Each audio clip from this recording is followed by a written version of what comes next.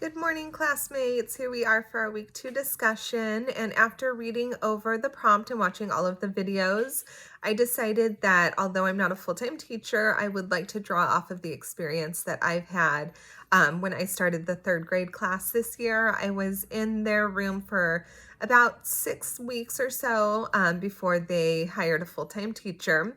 And I did have some students in there who had IEPs. I did not have any students with 504 plans, but I thought I could take the knowledge and experience that I have from that and apply that to our discussion for this week. So for the first part, it says how we as a teacher understand the eligibility process. This is all new to me. Since I was thrown into taking on that class about 5 days before school started.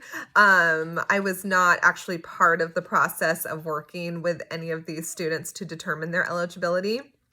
But from what I have read, this is my understanding of how the eligibility process works. So it's the parent or parents of the child in question working with a team of qualified professionals to determine whether the child is a child with a disability that then is qualified to receive special education and related services. It's my understanding that they determine this eligibility by interpreting evaluative data that they have comprised by looking at standardized tests, parent input, teacher recommendations, as well as a child's physical condition, their social or cultural background, and adaptive behavior. So not looking in depth between eligibility for a 504 or an IEP. This is just my understanding of what the eligibility process begins with, and then there's the determination of the differences between an IEP and a 504, which is the next part of our of our question. So the differences between a 504 and an IEP. So my understanding is that to qualify for an IEP, the child has to be determined to fall under one or at least one of the 13 categories of a specific disability that's listed in IDEA. So that is the first step to qualify for an IEP for a student. And then that the second part of that is the disability must affect the child's educational performance and or ability to learn and benefit from the general education curriculum, which leads to a need for the specialized education. So my understanding is that an IEP is designed specifically for students who qualify under one of those 13 categories and is in a position that their disability affects their educational performance. I think that's probably the biggest difference or the easiest one to explain versus the difference of a 504. So the requirement for a 504 is that the child can have any disability, which can include learning or attention issues. So, for example, ADHD, sensory processing disorder. It's my understanding, let me check my notes, that those two do not fall under the 13 disability categories. We have specific learning disability, other health impairments, autism spectrum disorder, emotional disturbance, speech or language impairment, visual impairment, including blindness, deafness, hearing impairment, deaf blindness, orthopedic impairment, intellectual disability, traumatic brain injury, and multiple disabilities. So that was my takeaway for the 13 disability categories. So my understanding is that if a student falls more into a behavioral thing where it's more of something like ADHD or sensory processing disorder, that would then in turn put them in a position where they could potentially qualify for a 504 if that disability interfered with the child's ability to learn in a general education classroom. So to me, the understanding is that an IEP is designed for a smaller sector, that looks into the child's ability to learn based on a disability and needing a specialized education or a teacher that can teach them maybe in smaller groups, whereas a 504 looks more at modifications that would need to take place in a classroom, but still allow for that student to remain in their general education classroom and not be pulled out for certain services, like small group intervention. So that's my understanding, is that the IEP is a plan or a program that's put into place to identify or to support children who have been identified with a disability that is on one of those 13 on the list, and they have a specialized education plan that allows for, like I said, like more like small group instruction, having different testing. Maybe they're allowed more testing time or testing in a different environment. Whereas the 504 looks more at children who perhaps they have a disability that includes a learning or attention issue. However, they're not listed on one of those 13, but they still can qualify to get services. Maybe that would include being able to have like a certain seating arrangement or headphones in the classroom or things of that nature that would change the environment that they're learning in rather than the curriculum that they're learning. So that's my takeaway. The personal experience that I can draw from, so I was asked to be a part of an IEP. It was an IEP meeting that wasn't necessarily like the annual meeting, but the mother was concerned about her son's handwriting skills, his spelling, and his reading skills. So it was myself as his gen ed teacher, his speech and language pathologist, and the assistant principal and the school psychologist. And the parent, the mother. So we all met and evaluated samples of his work.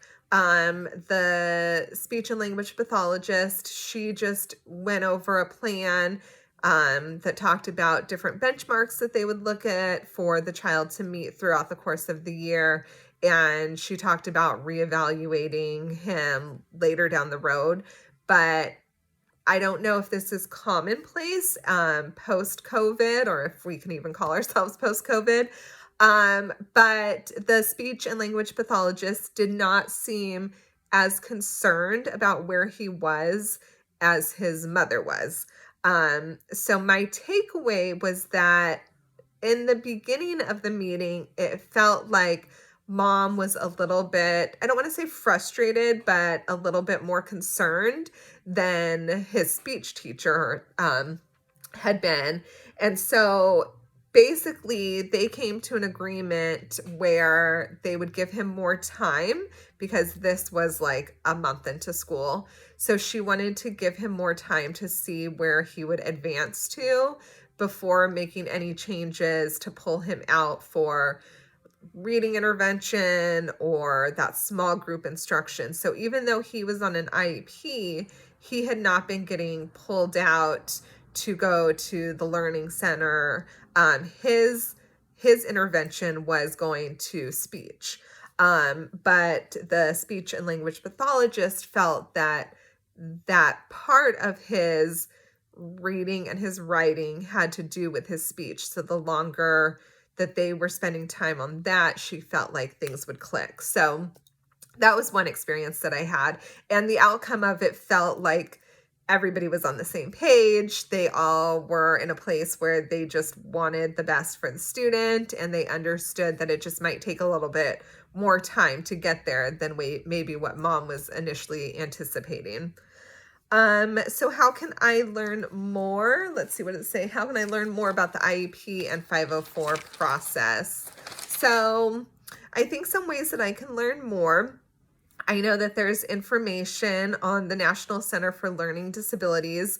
There's information and resources on 504 plans, IEPs, and the laws that apply to those, as well as the California State Council on Developmental Disorders. They have a whole chart of differences that basically it's a chart that shows IEP, 504, and goes through line by line in the different chunks of like the basic descriptions, what it does, what laws apply. So I think that's a great resource to have as well. And then I think it would just also be really beneficial for me to talk to the special education teachers and department at my school and ask them about the differences between the two and between the process of kids being eligible for either of them. I did have a student who I suspected to maybe have ADHD. However, the parent never reached out to me, even though I had sent home some feedback about just the way his behaviors were in class and when he actually was able to focus and sit down, the difference of his work that he was able to produce. But because I was only in there for such a short time and because mom never reached out with any concern, I felt like there wasn't anything that I could necessarily do. So had I been remaining in that position, I definitely would have reached out to either teachers in the special education department or admin or even just my peers of third grade teachers to get their recommendation on what I might be able to do to kickstart, because for this little guy in particular, I knew he had a lot of potential, but there were just a lot of cues that made me feel like maybe he could stand to have, he would felt to me like he would be more in like the 504 plan. So then what difficulties may I experience as a general education teacher in the eligibility process? So I guess that kind of answers what I was just saying, is that I think the difficulties that I could come across would be if a parent isn't maybe realizing or wanting to accept that perhaps their child could benefit from having some resources in play, because my understanding is that it has to come from a parent suggestion first before the general education teacher can make a suggestion for seeing this child either observed or going through the eligibility process. I think, let's see, being able to determine that a child who could use additional support is a child with a disability and in need of special education. So I guess what I meant there is that seeing that there's 13 categories that fall under IDEA, if you have a student who is more along the lines of like a sensory processing or ADHD, figuring out the best plan for them to get on a 504 as opposed to an IEP, I think that might have just gone in line with like the parent suggesting it, and getting those resources, even if the child doesn't have one of those 13 qualifications. Yeah, and then the kiddo in question that I'm referencing to these, he seemed to have more of the cognitive symptoms of ADHD.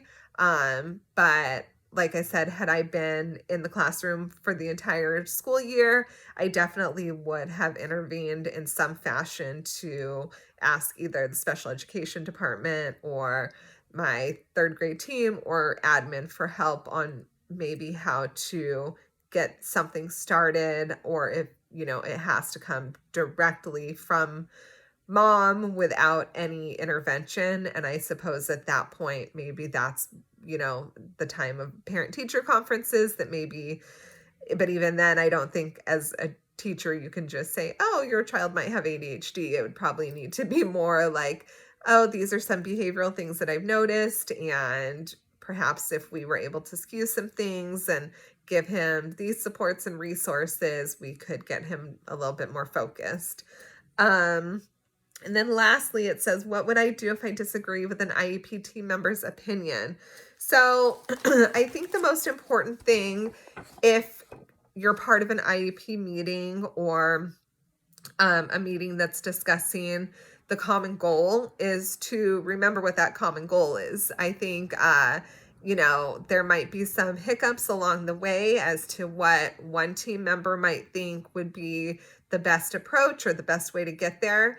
But if at the end of the meeting, we realize that we all had the same common goal in mind, that would be the most important thing. I would like to focus on the areas that we do agree on rather than bringing up the one that we don't agree on. But if it came down to it and I needed to, I could just respectfully let the other team member know that I didn't fully agree with what he or she was recommending, and perhaps we could just dive a little bit deeper into what their recommendation was and where it was coming from, and perhaps get the input from the other professionals who are part of the group. And I think that would probably be the best way to go about it, is just to really remember that the focus is on the student's best interest, and the goal is for them to receive that we probably all have the same goal of the student receiving or gaining the same results, and that we just maybe need to figure out meeting up on our pathways of where there's any kind of disagreement. So I mean, I think any sort of conflict, if you want to call it that, can be hard to navigate. But I think it's probably helpful having a group of people who are involved rather than even just a general education teacher and a special education teacher, because that will allow for more people to maybe give their input on observations that they have or things that have worked well. So, these are all uncharted territory and waters for me. So I know it's easier to say what I think I might do, before actually being in that scenario. But yeah, I mean, the two IEP meetings that I was able to be a part of, they both definitely had moments of heightened emotions.